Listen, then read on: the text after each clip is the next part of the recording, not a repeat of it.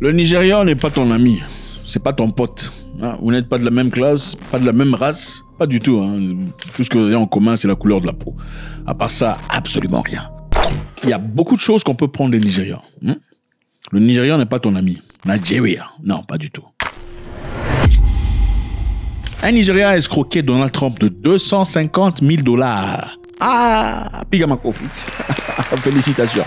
C'est incroyable. Le Nigérian n'est pas ton pote. Je pense qu'il y a beaucoup de choses à apprendre des Nigérians. En tout cas, si c'est pas l'escroquerie, c'est l'engouement, le courage, la niaque, le feu du travail. C'est des gens pour l'argent qui feraient beaucoup de choses, si pas pour dire n'importe quoi. Incroyable.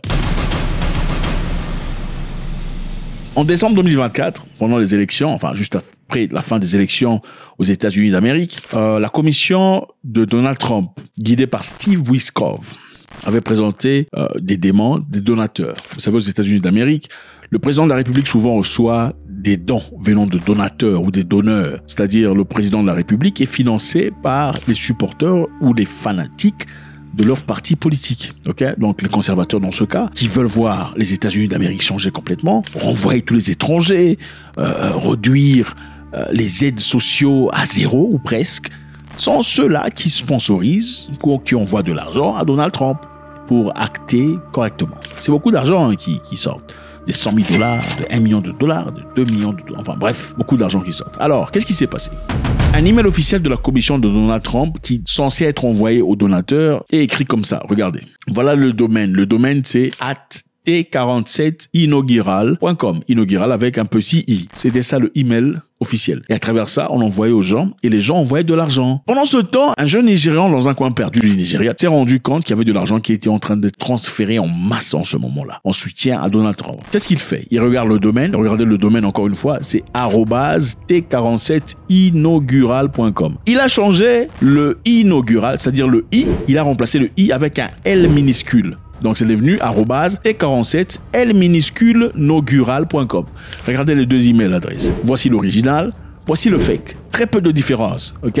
Il s'est fait passer pour Steve Witkoff, le magnat dans l'immobilier, coprésident de la communauté d'investiture de Trump. Évidemment, c'est un riche monsieur que Donald Trump a embauché pour travailler avec lui. Trump, évidemment, préfère gérer les États-Unis comme un business. Et c'est comme ça marche. Alors, le Nigérian s'est servi de cet email de Steve Witkoff, @t47 avec un l-naugural.com. Il a envoyé des emails aux donateurs. Quelques temps plus tard, il a reçu de l'argent à hauteur de 250 000 $. Imagine-toi, 250 000 $. Il faut quel niveau de courage? Non, le Nigérian, ça rigole pas.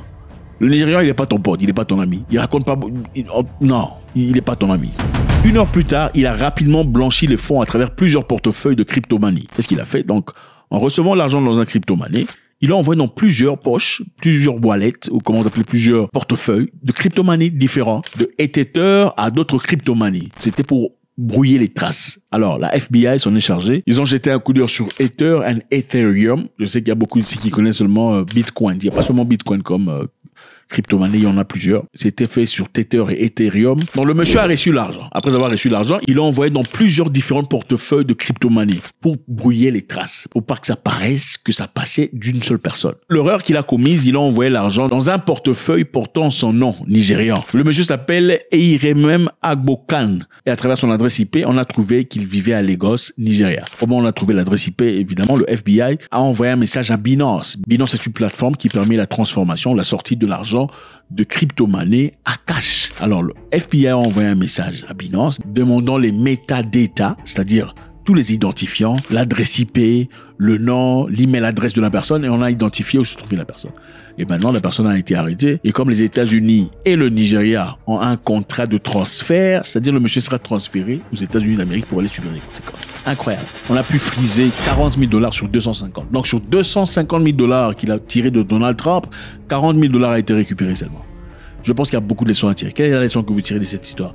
Je suis curieux de savoir de votre part. Secondo, nous restons au Nigeria. Le Nigérian n'est pas ton ami, c'est pas ton pote. Voilà le Nigérian que vous voyez là. Ouais, le monsieur là, c'est un Nigérian. Il a été capturé en Ukraine. Capturé en Ukraine par des militaires ukrainiens évidemment. Et parmi ces militaires, il y a des militaires russes qui sont pro-Ukraine qui l'ont capturé. Alors comment il s'est retrouvé là-bas? Vous vous posez la question de savoir. Le monsieur vivait en Russie, prétendument pour des études, mais après avoir vécu quelque temps en Russie, il voulait plus d'argent. Ce qui est évident ici, commun chez les Nigérians, c'est l'amour démesuré de l'argent. Ça ne rigole pas. Et ce n'est pas une question de survie au Nigeria, c'est une question de cupidité, ça c'est clair. Vous savez, quand quelqu'un cherche de l'argent pour la survie, il en veut juste assez pour acheter à manger, acheter à boire, prendre soin de sa famille.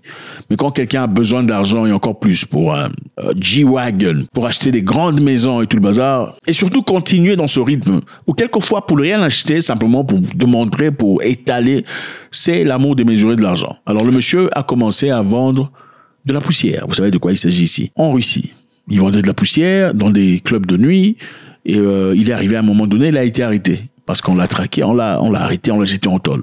J'étais en prison, il était censé faire 20 ans de prison. C'est en ce moment-là que la guerre en Ukraine commence.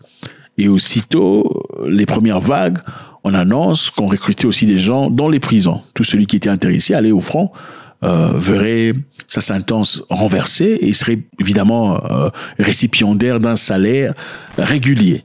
Le monsieur a trouvé que c'était un deal alléchant. Il se dit, bon, écoute, au lieu de rester ici et moisir en prison pendant 20 ans, il serait peut-être mieux pour moi de partir en Ukraine, de combattre, espérant qu'un jour j'en sorte vivant et surtout que je reçoive ma petite pitance. Le monsieur est parti en Ukraine pour faire la guerre. Quelques temps plus tard, il sera arrêté par les Ukrainiens.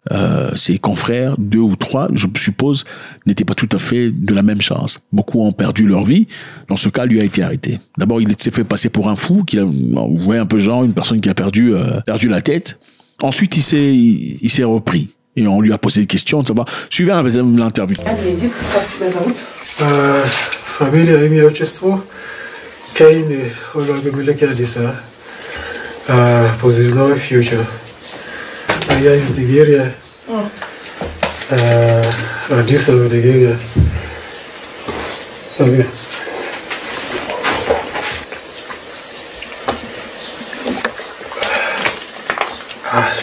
А паспорт у тебя какой? Российский. Российский паспорт? Да. Откуда у тебя российский паспорт? Далее были Когда? до этого, до поступления в СВО. Для поступления в СВО? Зачем ты в армию пошел? Скорое сопровождение. Ты в тюрьме сидел? Да, И что? Освободили? Долго в армии находишься? А? Долго в армии находишься?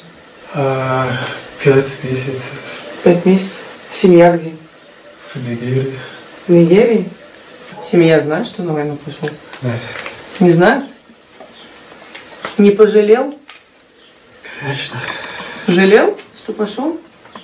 конечно. Это вот разбитые. Это разбитые. Большинство 200. Да. Сколько у вас двухсотых? Из твоего подразделения сколько осталось живых? Сколько Ну, погибло? 200. Мы были 4 пошли. Угу. Один 200, остальные 300. 1 200? Остальные 300? Lucky to be alive. Повезло, что я жив. Ты повезло, да. А до этого чем занимался? Переводчик. Переводчик? Английском и русском. Для кого переводил? Ну, те, кто не говорит по-русски, на русском языке. Люди из Южной Америки есть. Африканские и китайцы. Китайцев много? Тогда было 5 или 6 там. А африканцев? Африканские 4, сама 5. Нигерия, Гана, Камерун. Ты учиться приехал? Да, А учиться. зачем в Россию?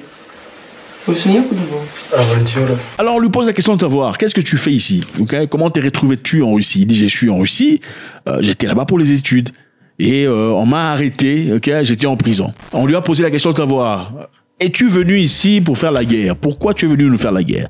Il dit, je ne voulais pas vous faire la guerre. Je suis venu ici parce que c'était le seul moyen pour moi de pouvoir sauver ma peau en Russie. Ok, j'étais en prison, en train de moisir en tôle. Je me suis dit, bon, peut-être que si je partais en Ukraine, je faisais semblant de combattre, en fin de compte, je serais libéré, je pourrais reprendre ma liberté. Et je vous promets, pendant que je venais ici, je n'avais aucune intention de tuer les Ukrainiens, hein, pas du tout. Hein. Mon intention était simple, je voulais simplement trouver un moyen de m'enfuir sans être tiré de derrière par les Russes. Alors il fallait que je fasse semblant de combattre. Et c'est comme ça qu'on l'a récupéré. On lui a dit, bon, écoute, dans ce cas, on te pardonne un peu, et puis voilà, il faut bouger un peu, on va te pomper les antibiotiques derrière pour te sauver.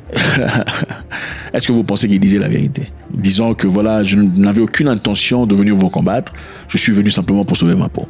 Même si c'était correct, même s'il est venu pour sauver sa peau, la question reste la même. Pourquoi vous partez dans le pays d'autrui et commencez à faire des choses illégales? C'est quand même incohérent. Et puis vous voulez qu'on vous traite comme des humains. Ça n'a aucun sens. Il y a des choses que vous ne ferez même pas dans votre pays. Vous savez ce qu'on fait aux Nigérians quand ils sont arrêtés pour vendre de drogue chez eux? Ah, vous serez choqués comment on traite des Nigérians chez eux. En attendant, on veut être traité correctement chez les autres. Ça n'a absolument aucun sens logique. Secondo, s'il n'est vraiment pas venu pour ça, parce que certaines personnes pensent que c'est un menteur.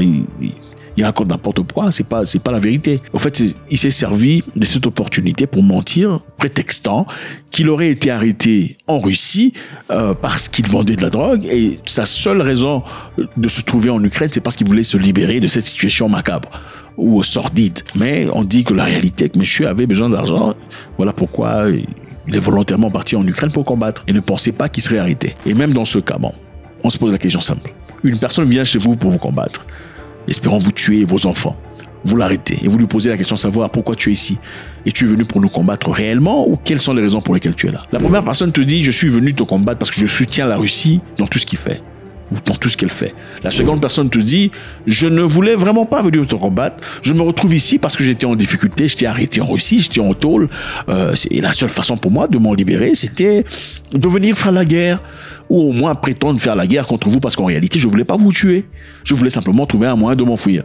Laquelle est la personne à qui vous donnerez une chance à la vie? La seconde, n'est-ce pas? Parce que manifestement, le monsieur n'avait aucune intention de vous finir. La première personne, d'après vous, serait certainement un ennemi, parce que si vous le libérez, il y a des très fortes chances qu'il revienne encore, ou qu'elle revienne encore pour essayer d'achever le travail qu'elle avait commencé. Naturellement. Alors, certaines personnes pensent que monsieur a menti parce qu'il avait compris qu'en disant « je suis venu pour soutenir la Russie », ce serait signer lui-même sa peine de mort. Parce que comment veux-tu qu'on te laisse vivant puisque tu es venu pour nous achever? Contrairement à la personne qui vient ici parce qu'elle a été contrainte de le faire.